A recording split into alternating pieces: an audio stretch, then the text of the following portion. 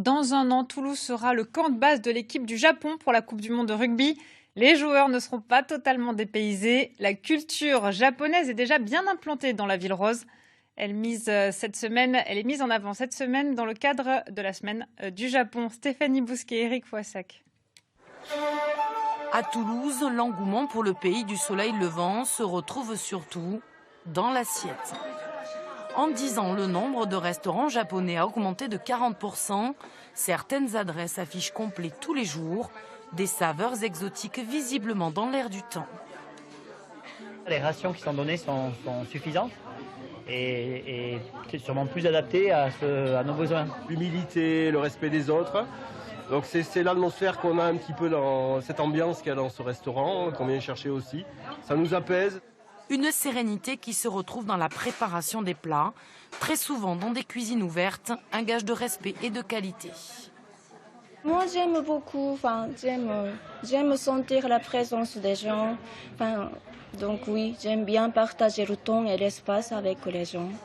Un respect des traditions qui contraste avec un Japon en pleine ébullition. Comme avec la folie des mangas, ces fameuses BD japonaises en noir et blanc qui se lisent de droite à gauche, dont certaines dépassent déjà les 500 millions de lecteurs. Moi, dans les mangas, tout ce que j'aime, c'est vraiment qu'on s'y retrouve.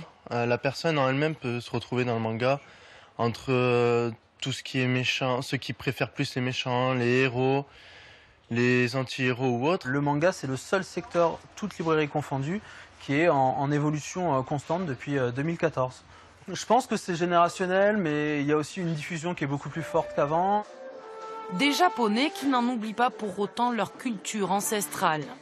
À l'occasion de la semaine du Japon en Occitanie, une célèbre calligraphe expose à Toulouse.